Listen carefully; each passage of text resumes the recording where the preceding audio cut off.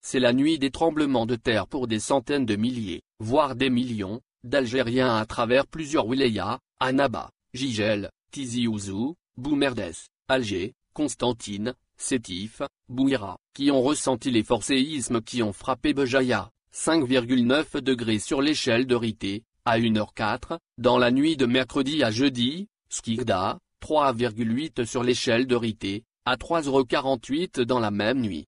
Une nuit marquée par la peur-panique qui s'est emparée des habitants de ces deux wilayas particulièrement qui ont passé la nuit à la belle étoile, par crainte de voir les toits s'écrouler sur leur tête.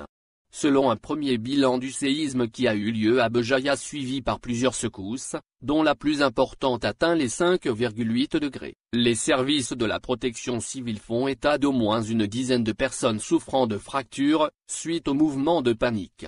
5 personnes dans le wilaya de Béjaïa et 5 à Jijel.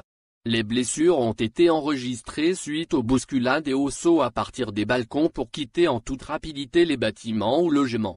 Aussi, plusieurs personnes ayant subi un traumatisme psychologique ont été admises au service hospitalier dans les deux villes, Béjaïa et Jijel, fortement secouées par la secousse de magnitude 5,9 degrés sur l'échelle de Richter, jeudi à 1h04, suivie d'une dizaine de répliques.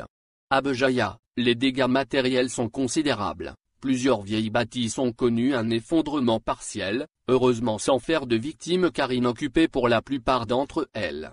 De nombreuses autres bâtisses ont été lézardées par le tremblement de terre et ne peuvent en conséquence abriter les familles par certains endroits. Dans ce sillage, M. Beldjou a rassuré les citoyens dont les logements ont été fortement touchés, révélant qu'il y a des logements prêts et que le ministère de l'Habitat s'occupera de leur relogement. Pour le moment, les techniciens sont sur place pour évaluer les dégâts matériels.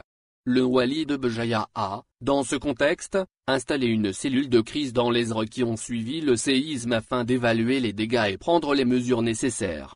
En visite d'évaluation et de solidarité dans la wilaya en compagnie de nombreux membres du gouvernement, le ministre de l'Intérieur a fait savoir que le président Tebboune, qui suit la situation depuis la première secousse à Béjaïa mercredi soir, a appelé le wali de Béjaïa juste après le séisme pour s'assurer de la garantie de tous les moyens d'aide et de soutien en faveur de cette wilaya et la prise en charge de tous les besoins des citoyens. Rappelons que la wilaya de Msila a été secouée par un tremblement de terre 2 jours auparavant, d'une magnitude de 3,4 sur l'échelle de Richter. Cette activité sismique est considérée par les spécialistes comme ordinaire. Non sans préciser que la position géographique de l'Algérie, sur la rive sud de la Méditerranée, la rend plus exposée aux secousses telluriques et à d'autres dangers naturels, dont les inondations et les incendies. Par ailleurs, notons que le séisme qui a frappé la wilaya de Béjaïa a provoqué des alertes au tsunami, de faible intensité, sur les rives de la Méditerranée, au sud de la France et de l'Espagne. Les manifestants sont sortis hier dans la rue pour le 109e vendredi de contestation, à Alger, Tizi Ouzou, Béjaïa, Constantine et dans d'autres grandes villes du pays. À Alger, les manifestants ont exigé de libérer la presse et la justice pour asseoir une réelle démocratie. À Alger, si certains manifestants ont évoqué la flambée des prix des denrées alimentaires, appelant à la nécessité d'organiser une grève générale, d'autres, voire la majorité, semblaient contre ce principe, disant que nos revendications sont purement politiques et non pas sociales, comme l'on pouvait le lire sur une grande pancarte. Ils scandaient augmenter les prix de l'huile ou de l'eau minérale, nous sommes des hommes libres qui ne militent pas pour remplir le ventre ou nous ne militons pas avec des garanties mais avec des convictions. Certains slogans exprimaient le rejet des élections législatives anticipées, prévues pour le 12 juin prochain. À noter qu'en marge de la marche à Alger, des pour et des contre les élections législatives anticipées se sont engagés dans des débats. D'autres manifestants ont brandi des pancartes sur lesquelles il était écrit « Le Irak restera toujours l'observatoire permanent du peuple, restons unis, lucides et vigilants jusqu'à la victoire » ou encore « Le vote ne changera rien, la lutte continue ». La marche s'est déroulée dans le calme sous l'œil vigilant des services de la police. Il faut reconnaître qu'il y avait une certaine tolérance de la part des services de sécurité qui veillaient à la sécurité des manifestants, notamment. Et en présence aussi des éléments de la protection civile et des sécuristes du Croissant-Rouge et d'autres bénévoles. Les manifestants ont commencé à se disperser dans le calme vers 16h30. Plus de 170 manifestants ont été arrêtés ce vendredi 19 mars en marge des manifestations du Irak qui se seront déroulées dans une vingtaine de wilayas à travers toute l'Algérie, a-t-on appris de plusieurs sources judiciaires et sécuritaires. Les arrestations ont été perpétrées au niveau de 13 wilayas, ont confirmé également des sources oculaires ou des observateurs affiliés à la Ligue algérienne de défense des droits de l'homme, et la DDH, ainsi que le Comité national de libération des détenus d'opinion, CNLD. Rien qu'à Alger, la capitale du pays, pas moins de 10 manifestants arrêtés et embarqués par les services de sécurité ont été identifiés par nos sources.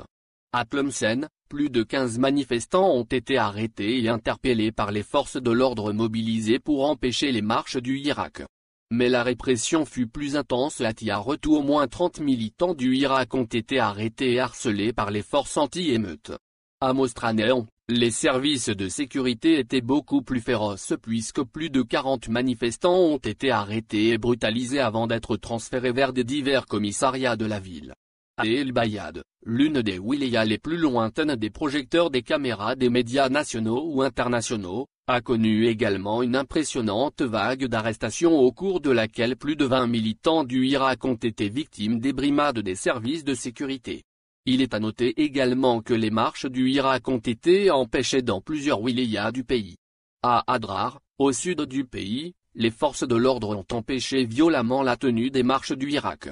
À El Oued, une wilaya du sud-est algérien, les forces de sécurité ont procédé tout bonnement à la fermeture d'une mosquée pour empêcher ensuite l'organisation d'une marche favorable aux revendications du Irak.